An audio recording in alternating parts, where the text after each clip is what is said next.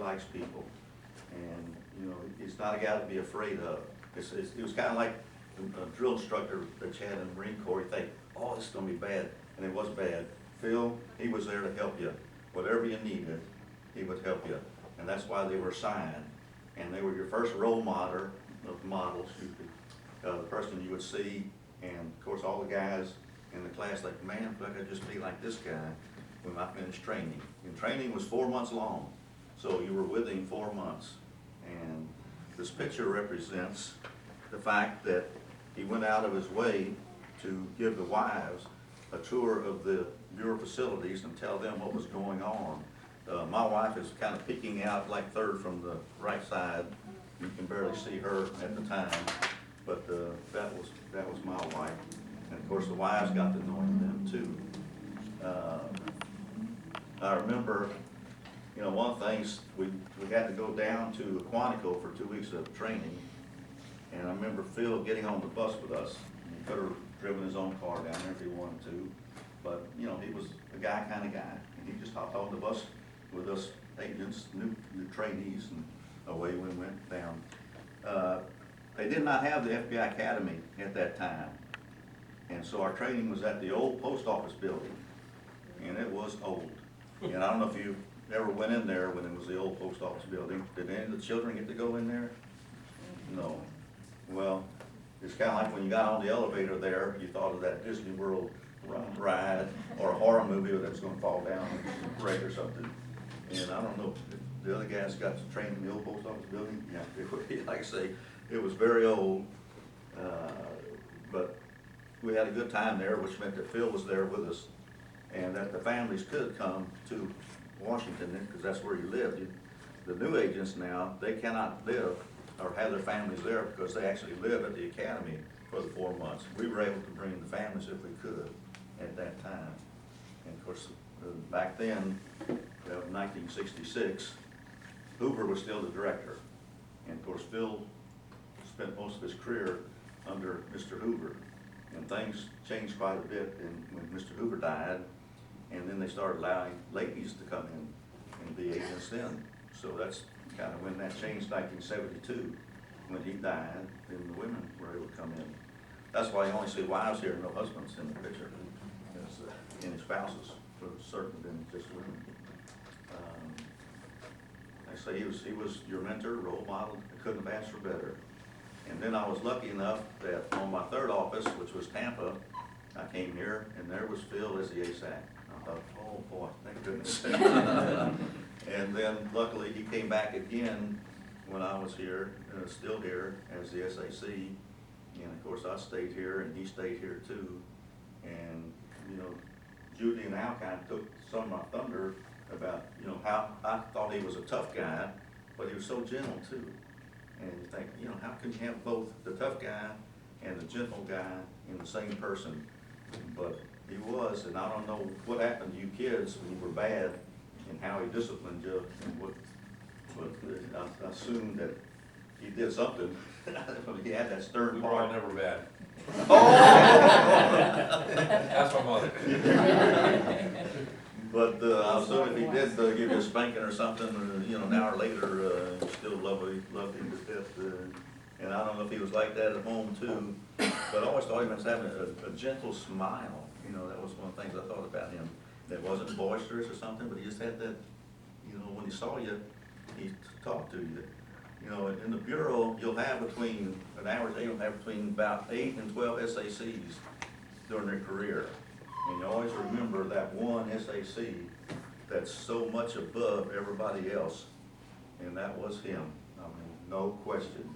And if everybody ever asked us who was your favorite SAC, I can't imagine anybody naming anybody else, because I can't imagine anybody else was as good as Phil. And so that was him as a new agents counselor. Do you have any questions about that time period, or anything you'd like to know? Well, if it occurs to you later and you have something, you know, you can certainly ask later on. Yeah. Thanks, Ron. Well, they come next to Yeah, I just wanted to mention about the old post office over there. If you've been to Washington, it's the third highest structure. They won't let anybody build anything that high. high again. It's the only higher structures in downtown Washington are the Washington Monument, the Capitol Building, and then when you drive by, you see this old tower standing up there, and now it's becoming another Trump hotel. Trump took it over, and he's in the process of converting it to a luxury hotel. Okay, what were you gonna? I think I'm next to you. Okay, I was going to, actually, let me see on here. Yeah, okay, you're gonna talk about the shootout, and I The brought Warren Jim Motel. to talk about that too. Okay. And when Phil was here as ASAC, and it was in the paper, there was this group that was prevalent throughout the country. It was kind of an offshoot. I was in New York at the time, and I read about it almost on a daily basis. It was an offshoot of the Black Panther Party. It was a group called the Black Liberation Army. They were more violent even, and there were random killings of policemen in New York and other areas. And several of the group were involved in a bank robbery in Atlanta, and got a tip that they were down here by the Tampa airport, and that's where they're gonna pick up the story. But I did a little research about it myself, and it's an interesting fact that when they were involved in that bank robbery in Atlanta, which led to the shootout down here, there was a woman named Joanne Chesimard that was part of the Black Panther Party that had been with them in Atlanta. They could never pin the bank robbery on her. She was actually charged with other things later on, but not that bank robbery. But she was probably part of the group that was involved in the shootout here. Now, Joanne Chesimard, as I say, she was tried on other charges. She was convicted, sent away to prison, escaped from prison. She had been involved in the shooting, the killing of a state trooper in New Jersey. I think it was something to do with a robbery, an armored car robbery, another bank robbery. But she's currently a fugitive in Cuba. And she's been in the news recently because with this bridge that they're trying to establish now with Cuba, one of the demands has been, we want you to give back Joanne Chesimard, who all these years has been living in Cuba as a fugitive of the United States. Cuba's reluctant to do that, various political reasons and everything, but she's in the news today, and this story that they're going to talk about now has a link with her, so there's still some relevancy today. So Ron, why don't you kick it off, and then Jim can jump in and tell what he knows about it. Okay. The Black Panther Party was formed in 1966, and they call themselves the Black Panther Party for Self-Defense. Well, the only people that need self-defense was the rest of the people from the Black Panther Party, because they quickly became what I would call thugs and outlaws. And one of the things that they were famous for was ambushing police officers and killing them. And they killed several police officers in the 60s and early 70s. And you have to remember, down south here, it was fairly still segregated at that time. Well, the Black Panthers, when they were in this area, they liked to stay at a hotel in Odessa. You know, Odessa is right in the southeast part of Pasco County, just the northeast of northwest unit of Hillsborough County. And there was an old hotel there, a motel called Walker's Motel. And that's where black people, when they came to this area, stayed, because it was a segregated South. And the Black Panthers stayed there too. And as Al said, they got a tip that these guys were holed up there. And so there were no SWAT teams at that time. If there had been SWAT teams, they would have called in a SWAT team. But when there were no SWAT teams, either the SAC or ASAC or both were put in charge of a group of guys, and they just kind of would get whoever's there. And it was really out the St. Pete RA Resident Agency was the territory where they were holed up in. And so they got together, the guys, and like I said, the Black Panthers were violent. They'd already killed police officers. What happened when the agents got there, they didn't want to be taken captive because they were wanted already for murder and bank robbery. And so they decided they would shoot it out. And so they started shooting it out. And I was not there, but of course, being in the office, you always hear what happened there. And they were talking about all the bullets whizzing by all the agents when they were chasing these guys, including your father and grandfather. And that was probably one of the times that he was most likely to have been killed. But fortunately, one of the agents then managed to shoot and kill one of the Black Panthers. And that kind of ended the shootout at that time. but it was extremely dangerous. Like I say, there were no SWAT teams out. The everyday agent was called upon then to go out there, but when it was going to be that dangerous a situation, they always had the ASAC or SAC join and lead the party. And so, thank goodness they missed for all of you guys. You know, was John Rutland involved with that? Probably. Because Yes. I know for a long time, he was over, I forgot, yeah, our resident agent over there. Yeah, and it was in the St. Pete RA territory where that happened, because it was Pasco County. And sad part of the story was that the agent that killed the Black Panther later turned out to be a rogue agent, and he got put in prison for burglarizing a credit union in Washington DC, named Ed Tickle. But he was a nice guy when he was here. Once he got transferred to Washington, I don't know what happened. But that's a outcome of the story there. And if you have any further questions, I can tell you about that, other than, thank goodness, none of the agents were hit. Actually, I'm sorry. Go ahead. I was actually gonna go back to the. Oh, picture? Yes. Yeah.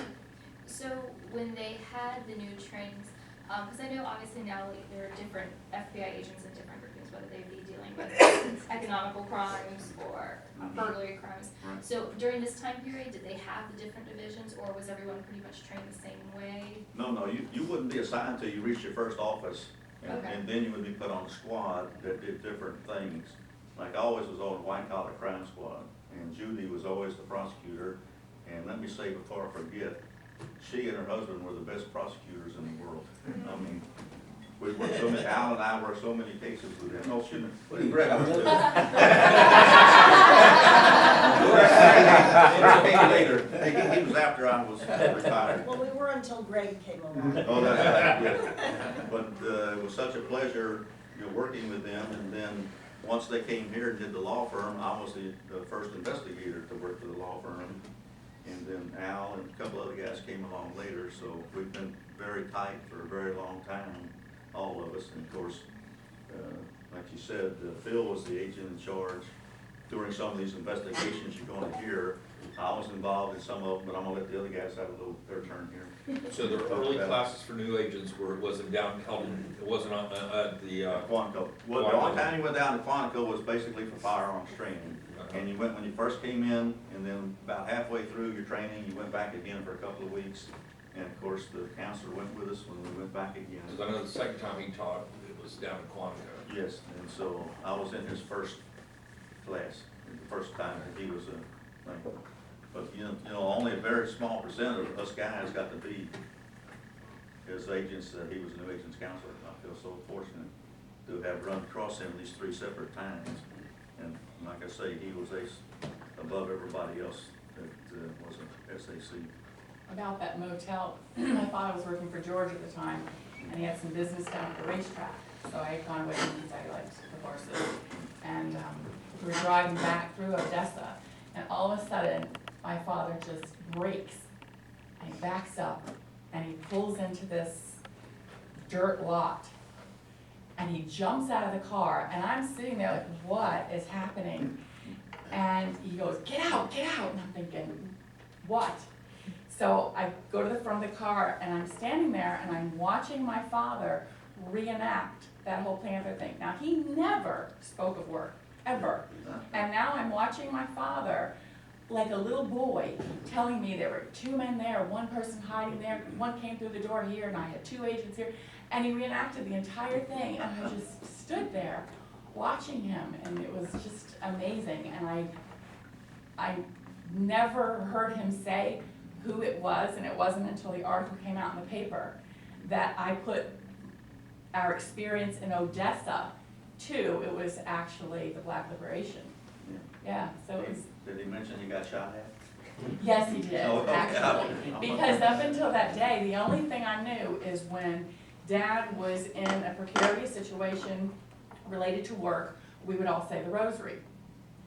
And I knew he wasn't coming home. You must We have said had, a lot of if we, rosaries. if we had scrambled eggs, I knew Dad wasn't coming home tonight. Because we would have breakfast for dinner. And that's all we knew about That's all I knew, being the youngest, about my dad in the FBI. Oh, yeah, there's a lot of nights when what's called the night clerk would have to call all the wives and say, okay, your husbands aren't coming home tonight, they're gonna be chasing this or chasing that, and your wife would get the phone call.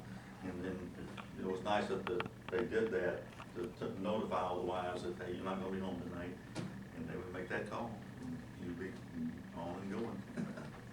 Jim, did you have something that you might be able to add about that? Yeah, I had moved back to Tampa in 1970, and we were neighbors in Carrollwood, and Joe Sandiana introduced me to Phil. And Joe was very gracious when I moved back to the neighborhood. He used to invite me to his house to parties. I found out that all the snitches were in the office. All the squealers would be there at the party. But at any rate, Well, you were there. That's right. So at any rate, I was kind of like the resident agent, the resident expert on the Black Panthers, and Phil and I used to discuss it all the time. Because when I was in New York, I was assigned to the Black Terrorist Squad, also known as Ruckles Raiders, a prestigious squad. As a matter of fact, talking about wife's tours, Joanne went to the office one time for the tour, and she got on the elevator, and two agents got on, and one said, "You hear about the guy who got transferred in from Hazard, Kentucky, and he got assigned to Ruckles Squad?" And the other guy said, "He must be a